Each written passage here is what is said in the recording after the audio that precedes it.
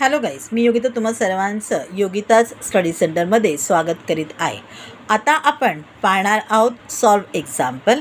आपलं example number 1 आहे. See figure 2.11 in triangle ABC angle B is equal to 90 degree, angle A is equal to 30 degree, AC is equal to 14. Then find AB and BC in आपला question झालेला आहे. आता आपण answer लिहूया, solution लिहूया. Solution इथे लिहून इथे समोरच्या साईडला त्याने आन्सर्स लिहिलेले आहेत. In triangle ABC. आता ट्रायंगल ABCमध्ये काय झालेलं आहे, बी त्यांनी सांगितलेलं आहे आपलं 90 डिग्री आहे, ए आपल्याला त्यांनी सांगितलेलं आहे 30 डिग्री आहे. मग त्याच्यावरूनच आपण सी सांगणार आहोत 60 डिग्री आहे का, तर 90 30 60 मग 180 होणार आहेत. मग पुढे आपण रिझन देऊ शकतो. Sum of all angles in of a triangle, sum of all angles in a triangle is 180 degree, therefore angle C is equal to 60 degree. तुम्ही डायरेक्ट जरी हे आन्सर लिहिलत ना तरी सुद्धा चालतं. वरती लिहा angle B is equal to 90 degree, angle A is equal to 30 degree, therefore angle C is equal to 60 degree. त्याच्या पुढे हे रिझन द्या आणि पुढे जा. प्लस वगैरे करून दाखवायची काहीही गरज नाही आहे. इन शॉर्टमध्ये तुम्ही हे आन्सर लिहू शकता तिकडे. आता बाय प्रॉपर्टी 30 60 डिग्री असं सुद्धा लिहू शकता किंवा by 30 degree 60 degree 90 degree theorem असं सुद्धा लिहिलं तरी चालेल.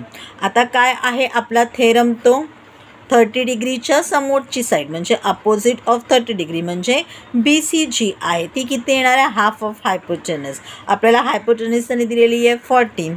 मग आपण लिहिलं BC is equal to half into AC. BC is equal to half of 14 is 7, therefore BC is equal to 7. आता आपल्याला काढायची आहे 60 डिग्रीच्या समोरची अपोजिट साईडची जी साईड आहे ती काढायची आहे. 60च्या समोरची साईड आहे AB म्हणजे आपण लिहिलं AB इज इक्वल टू किती आहे, in the root 3 upon 2 into AC, in the root 3 upon 2 of hypotenuse. मग आपण लिहून घेतलेलं आहे in the root 3 upon 2 into 14. मग 2 1 2 2 7 14 म्हणजे therefore AB is equal to 7 in the root 3. आता आपण पाहूया example number 2. See figure 2.12 in triangle ABC segment AD perpendicular segment BC angle C is equal to 45 degree, BD is equal to 5, AC is equal to 8 in the root 2. Then find AD and BC. आता BC काढायचं आहे म्हणजे काय झालेलं आहे, BD दिलेलं आहे, CD काढलं की आपल्याला एकत्र करून BC सांगता येईल. आधी आपल्याला CD काढावं लागेल. मग CD काढताना काय दिलेलं आहे ते, म्हणजे आता फक्त आपल्याला विचार करताना विचार करायचा आहे ट्रायंगल ADCचा. ओके, मग ट्रायंगल ADCमध्ये काय आहे, angle D is equal to 90 degree आहे कारण त्यांनी काय म्हटलेलं आहे, AD is perpendicular segment BC म्हणजे अँगल D जो आहे तो आपला 90 डिग्री आलेला आहे म्हणजे याचा हायपोटेनस काय येणार आहे, AC येणार आहे.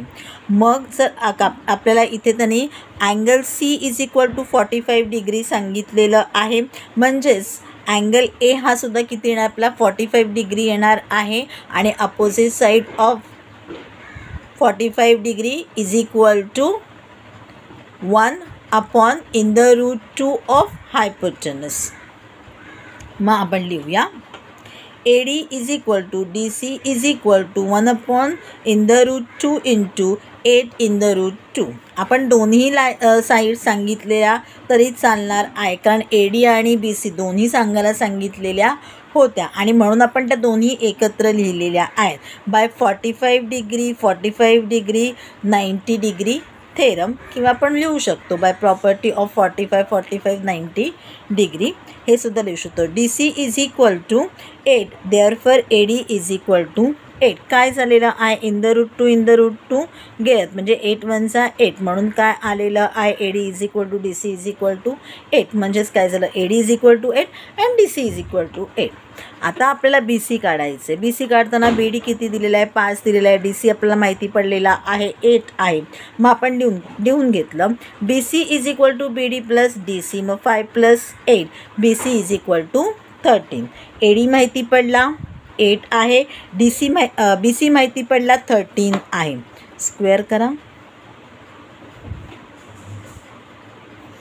प्रश्न काय होता फाइंड AD अँड BC. आता आपण पाहणार आहोत example number 3. In figure 2.13 angle PQR equal to 90 degree segment QN perpendicular segment PR PN is equal to 9 NR is equal to 16. Find QN. काय असेल याचं उत्तर? आठवा बरं. आणखीन पण काहीतरी आपण एक थेरम शिकलेलो आहोत जॉमेट्रिक मीनचा. बघा आपल्याला काय काढायचं आहे QN काढायचं आहे. मग आपण काय म्हणालो तो थेरम ऑफ जॉमेट्रिक मीनमध्ये तिची परपेंडिक्युलर आहे तिचा स्क्वेअर हा केवढा असणार आहे डिवाईड केलेली जी हायपोटेनस आहे त्याचा जो मल्टिप्लिकेशन आहे त्याचं जे प्रोडक्ट आहे तेवढा येणार आहे त्याचा स्क्वेअर. मग त्याच्यावरून आपल्याला QN कळेल. मग आपण लिहून घेतलेलं आहे in triangle PQR segment QN perpendicular segment PR NQ square is equal to PN into NR by theorem of geometric mean. Therefore NQ is equal to in the root PN into NR. मग PN किती आहे 9 NR किती आहे 16. मग किती झालेला आहे square route काढून टाकलेला आहे. मग 9चा स्क्वेअर रूट 3 16चा 4 मग 3 4 12. किंवा तुम्ही इथे अशाही प्रकारे लिहू शकता. मी direct NQ square is equal टूच टाकते. इथे आपण करून बघूया. ह्याच्या आधारे NQ स्क्वेअरच ठेवते इक्वल टू PN माझा किती आहे 9 आहे. माझा NR किती आहे 16 आहे. उत्तर किती देणार आहे 16 9 144. मग NQ square is equal to 144 म्हणजेच therefore NQ is equal to 12. आणि ते पण लिहू शकतो रिझन. काय लिहिणार आहोत पण reason by taking square root of both sides. मला हवं असेल तर मी इथे लिहून देते. कारण काय होते हे आपण काढेपर्यंत आहे ना या पद्धतीने आपलं उत्तर पटकन येऊन जाईल by taking square root of both side असं मला वाटतं. तुम्हाला जी पद्धत सोपी वाटेल त्या पद्धतीने तुम्ही करा.